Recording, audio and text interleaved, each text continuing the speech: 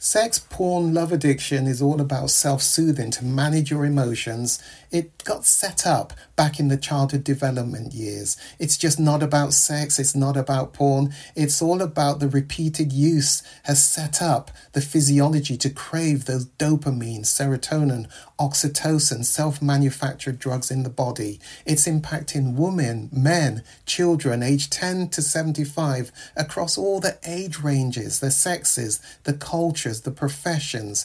It increased exponentially during COVID lockdown and impacting so many lives. The Kairos Center has created the first online comprehensive sex, porn, love addiction. It's a video on demand recovery program which you can access from anywhere in the world and begin to see identifiable changes just within 6 weeks of beginning this weekly program. Kairos means your appointed time.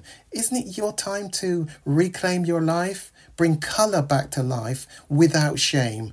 Click the link below and begin your journey. You owe it to yourself and to others.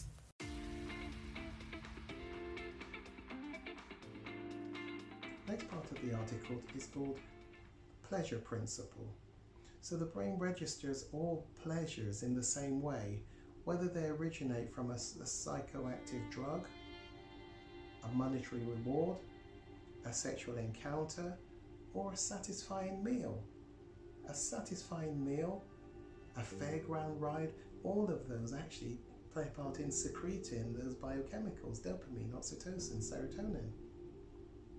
The feel-good drugs. In the brain, pleasure has a distinct signature. The release of the neurotransmitter dopamine into something called the nucleus accumbens part of the brain, a cluster of nerve cells lying underneath the cerebral cortex. Dopamine released into the nucleus accumbens is so consistently tied with pleasure that neuroscientists refer to the region as the brain's pleasure center. All drugs of abuse, from nicotine to heroin, cause a particularly powerful surge of dopamine into the nucleus accumbens. The likelihood that the use of a drug or participation in a rewarding activity will lead to addiction is directly linked to the speed with which it promotes the dopamine release, the intensity of that release, and the reliability, consistency of that release. That is setting the individual up for how and when and how quickly they will become addicted. It's about the speed in which the dopamine gets released and secreted into the body. Even taking the same drug through a different method of administration can influence how likely it is to lead to an addiction. Smoking a drug or injecting it intravenously as opposed to swallowing it like a pill, for example, generally produces a stronger dopamine signature and is more likely to lead to drug misuse. Addictive drugs produce a shortcut to the brain's reward system by flooding the nucleus accumbens with dopamine. The hippocampus, another part of the brain that you're going to come across in the diagrams, illustrations that I'll give to you, the hippocampus lays down memories of this rapid sense of satisfaction. It remembers. And the amygdala creates a conditioned response to certain stimuli. Conditioned, it remembers and wants to repeat. There's something about the learning process. Let me read you what is said here about the learning process. Scientists once believed that the experience of pleasure alone was enough to prompt people to continue seeking an addictive substance or activity, but more recent research suggests that the situation is more complicated than that. Dopamine not only contributes to the experience of pleasure, but also plays a role in learning and memory, two key elements in the transition from liking something to becoming addicted to it. According to the current theory about addiction, dopamine interacts with another neurotransmitter, glutamate, to take over the brain's system of reward-related learning. This system has an important role in sustaining life because it links activities needed for human survival, such as eating and sex, with pleasure and reward. The reward circuit in the brain includes areas involved with motivation and memory, as well as with pleasure.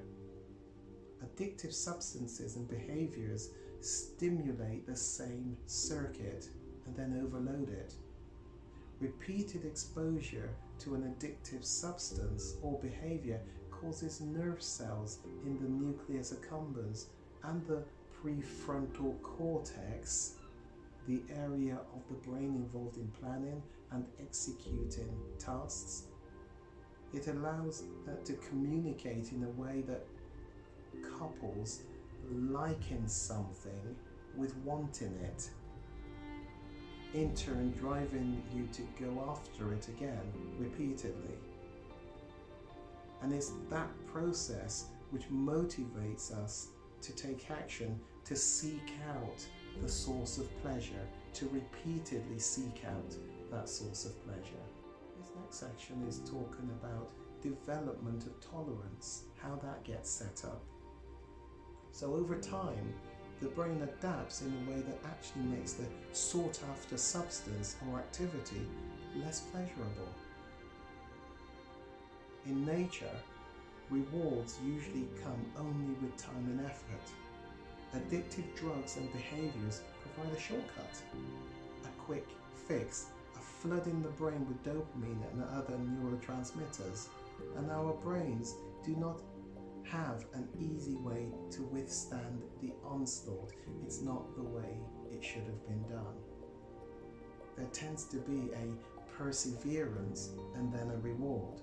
With the drugs, it's an immediate reward without too much work to achieve it.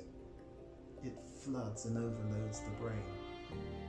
Addictive drugs, for example, can release 2 to 10 times the amount of dopamine that the natural reward systems in the brain can do. And they do it more quickly and more reliably. Can you see why you're going to gravitate to the quick fix, to the quick reward, to the quick high experience? In a person who becomes addicted, brain receptors become overwhelmed. The brain responds by producing less dopamine or eliminating dopamine receptors, an adaptation similar to turning the volume down on the loudspeaker. When the noise becomes too loud, it turns it down. As a result of the adaptation that the brain is doing to help you, the dopamine has less impact on the brain's reward center.